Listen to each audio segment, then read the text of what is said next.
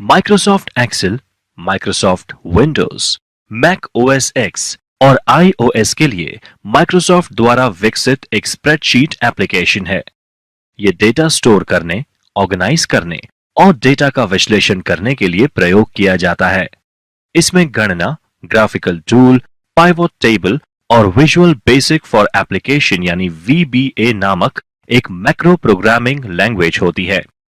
Excel Microsoft office suit का ही एक हिस्सा है। Basic user interface.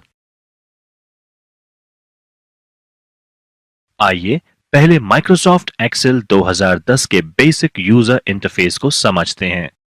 Microsoft Excel 2010 interface Microsoft Word 2010 के जैसा ही है, जिसमें कस्टमाइज किए जा सकने वाले टैब और कमांड ग्रुप होते हैं। एक्सेल 2010 में आप कस्टम टैब और ग्रुप बना सकते हैं और पहले से निर्मित टैब और ग्रुप का क्रम बदल सकते हैं। फर्क सिर्फ इतना है कि एक्सेल में कुछ अतिरिक्त टैब और कमांड ग्रुप होते हैं जो स्प्रेडशीट में गणना के लिए उपयोगी होते हैं। Backstage view.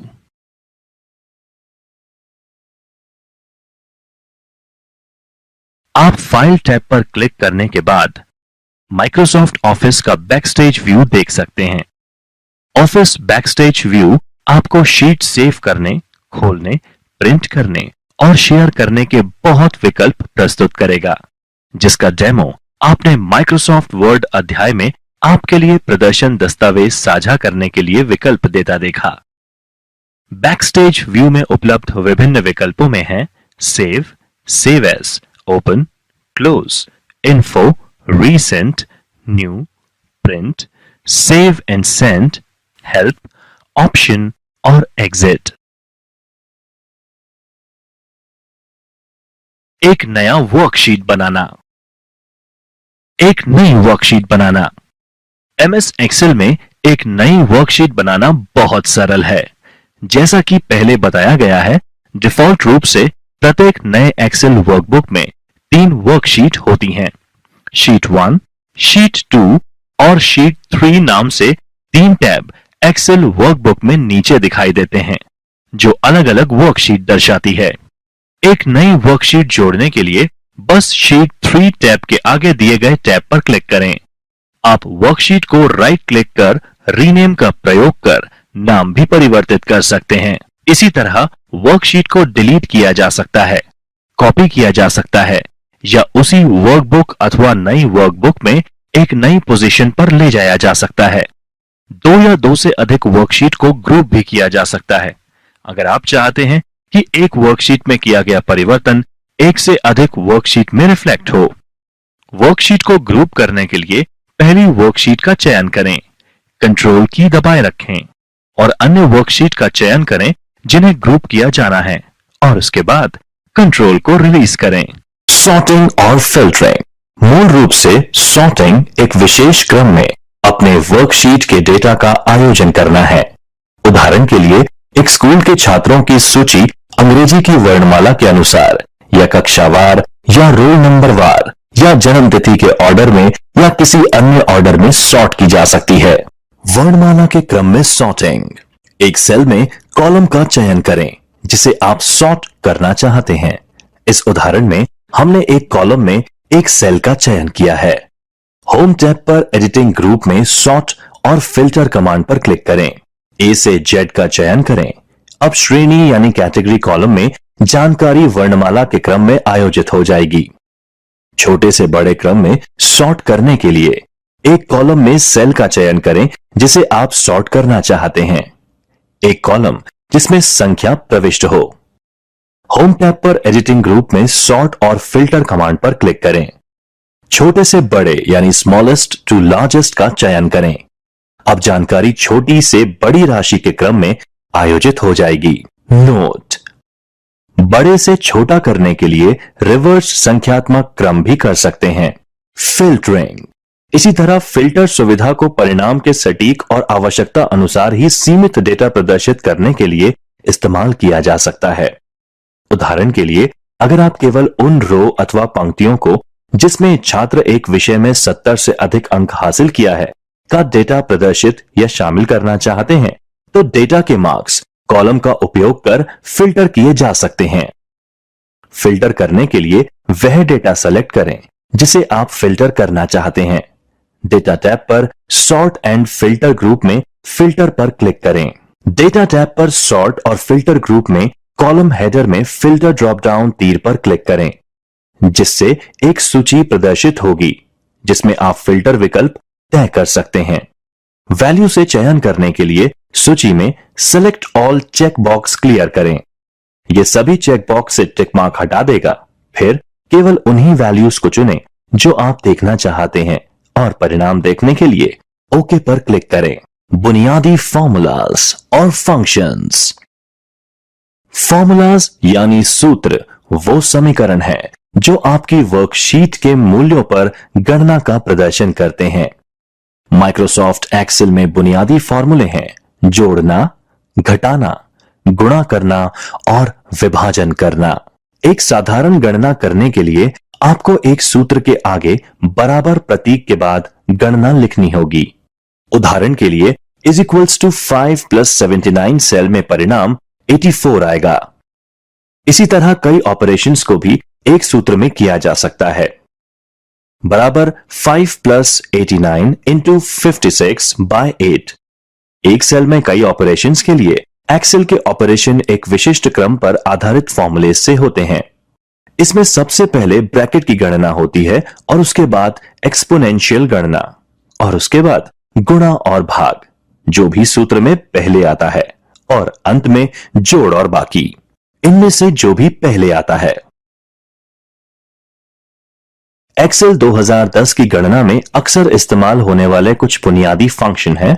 सम, यह फंक्शन आर्गुमेंट में सभी सेल्स के मूल्यों को जोड़ने का काम करता है। एवरेज, यह फंक्शन आर्गुमेंट में सभी सेल्स के मूल्यों का औसत निकालने का काम करता है। काउंट, एक दिए गए सेल रेंज में आइटम की संख्या गिनता है। काउंटिफ, यह दिए गए सेल रेंज में वस्तुओं की संख्या गिनता है अगर वह एक मानदंड के उल्लेख को पूरा करते हैं। मैक्सिमम, ये आर्गुमेंट में उपस्थित सभी सेल्स के मूल्यों में से अधिकतम को मान देता है। मिनिमम, ये आर्गुमेंट में उपस्थित सभी सेल्स के मूल्यों में से न्यूनतम को मान देता है। कॉन्केटनेट, 2 या 2 से अधिक टेक्स्ट की स्ट्रिंग्स को जोड़ता है। लेफ्ट, एक स्ट्रिंग के बाईं ओर से शुरू करते हुए कितने अक्षर यानी कैरेक्टर्स हैं इसकी संख्या बताता है। राइट, एक स्ट्रिंग के दाईं ओर से शुरू करते हुए कितने अक्षर यानी कैरेक्टर्स हैं उनकी संख्या बताता है। लेन, टेक्स्ट स्ट्रिंग की लंबाई को बताता है। ट्रिम, एक टेक्स्ट की शुरुआत और अंत में उपस्थित रिक्त स्थान को निकालता है। लोअर, किसी टेक्स्ट स्ट्रिंग के सभी कैरेक्टर्स को लोअर केस में बदलता है। अपर, किसी टेक्स्ट स्ट्रिंग के सभी कैरेक्टर्स को अपर केस में बदलता है। व्यूकअप, टेबल के पहले कॉलम में उपलब्ध मूल्य को दूसरी कॉलम में ढूंढकर उसके सामने की वैल्यू को ढूंढता है। यह विभिन्न वर्कशीट्स और वर्कबुक में भी हो सकता है। राउंड, दी गई संख्या तक एक नंबर को पूर्णांक बनाता है। राउंड डाउन, दी गई संख्या तक शून्य की ओर नंबर को पूर्णांक बनाता है। राउंड अप, दी गई संख्या तक शून्य से 2 नंबरों को पूर्णांक बनाता है। चार्ट,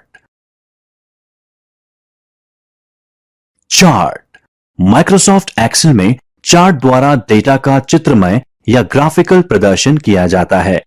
चार्ट की सहायता से आपके श्रोता आपकी प्रेजेंटेशन में संख्याओं के पीछे छिपे अर्थ को आसानी से समझ सकते हैं तथा तुलना और रुझान को दिखाना बहुत आसान हो जाता है। एक चार्ट में कई एलिमेंट या तत्व होते हैं जिसमें से कुछ डिफॉल्ट रूप से प्रदर्शित होते हैं जबकि दूसरों को आवश्यकता के अनुसार जोड़ा जा सकता है। आप भी प्रदर्शन बदलने के लिए विभिन्न चार्ट तत्वों को हटा या जोड़ सकते हैं। एक चार्ट के मुख्य एलिमेंट, एक चार्ट के मुख्य एलिमेंट, एक चार्ट में बहुत से एलिमेंट्स होते हैं। आप चार्ट एलिमेंट को दूसरी जगह स्थानांतरित कर या रिसाइज कर या फॉर्मेट बदलकर उसका प्रदर्शन बदल सकते हैं।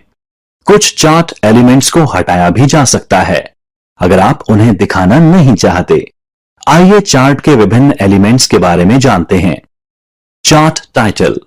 टाइटल चार्ट के बारे में विवरण प्रदर्शित करता है। Chart area, plot area, vertical axis या वैल्यू एक्सिस। वैल्यू एक्सिस संख्यात्मक पैमाना है जो डेटा पॉइंट वैल्यू को दिखाता है।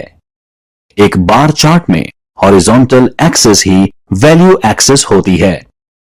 हॉरिजॉन्टल एक्सिस या कैटेगरी एक्सिस, ये वह लाइन है जहां बहुत सी डेटा सीरीज व्यवस्थित की जाती है। यह चार्ट का हॉरिजॉन्टल भाग है। बार चार्ट वर्टिकल एक्सिस ही कैटेगरी एक्सिस कहलाती है। लेजेंड, चार्ट पर प्रत्येक डेटा सीरीज किस कलर में प्रदर्शित होगी, यह लेजेंड द्वारा निर्णय लिया जाता है। जटिल चार्ट्स के लिए यह एक महत्वपूर्ण घटक तत्व है। डेटा पॉइंट्स, हॉरिजॉन्टल बार यानी क्षैतिज बार, लाइंस, कॉलम और अन्य डेटा मार्कर। डेटा सीरीज, एक वर्कशीट में रो या कॉलम से संबंधित डेटा पॉइंट को एक साथ डेटा सीरीज में ग्रुप किया जाता है। डेटा सीरीज में चार्ट के सभी संबंधित डेटा पॉइंट होते हैं। अगर चार्ट में एकाधिक डेटा सीरीज होती है तो उनके कलर और स्टाइल अलग अलग रहते हैं। डेटा लेबल्स, डेटा पॉइंट की वास्तविक वैल्यू डेटा लेबल्स कहलाती है। ग्रिड लाइंस, प्लॉट एरिया में दिखाई देने वाली हॉरिजॉन्टल लाइन ग्रिड लाइंस कहलाती हैं। एक नया चार्ट बनाना। कॉलम और बार चार्ट की तरह अधिकांश चार्ट के लिए आप एक वर्कशीट पर रो या कॉलम में व्यवस्थित डेटा से चार्ट प्लॉट कर सकते हैं। हालांकि कुछ प्रकार के चार्ट्स जैसे पाई चार्ट और बबल चार्ट में एक विशिष्ट डेटा व्यवस्था की आवश्यकता होती है। वर्कशीट पर वह डेटा अरेंज कर लें जो आप चार्ट पर प्लॉट करना चाहते हैं। एक्सेल अपने आप यह पता लगा लेता है कि आपके डेटा को चार्ट में प्लॉट करने का सबसे अच्छा तरीका कौन सा है। उन सेल का चयन करें जिसमें वह डेटा है जो आप चार्ट बनाने के लिए काम में लेना चाहते हैं। यदि आप केवल एक सेल चुनते हैं, एक्सेल अपने आप ही उसके पास के उन सभी सेल्स का डेटा चार्ट बनाने के लिए उपयोग कर लेता है। रिबन पर इंसर्ट टैब पर क्लिक करें और चार्ट समूह ग्रुप में इच्छित चार्ट श्रेणी का चयन करें। उपलब्ध चार्ट टाइप देखने के लिए इंसर्ट चार्ट डायलॉग बॉक्स पर क्लिक करें और फिर एरो पर क्लिक कर विभिन्न चार्ट टाइप स्क्रॉल कर देखें। चार्ट टाइप का चयन करें। डिफॉल्ट रूप से चार्ट वर्कशीट पर ही एक एम्बेडेड चार्ट की तरह जुड़ जाता है। चार्ट मॉडिफाई या फॉर्मेट करना। एक बार आप चार्ट इंसर्ट कर देते हैं, चार्ट टूल्स का एक सेट प्रदर्शित होने लगता है जिसमें 3 टैब रिबन पर दिखते हैं। ये तीनों टैब तभी दिखते हैं जब चार्ट का चयन किया रहता है। आप इन 3 टैब्स के उपयोग कर चार्ट को मॉडिफाई कर सकते हैं। 3 टैब्स हैं डिजाइन, लेआउट और फॉर्मेट टैब।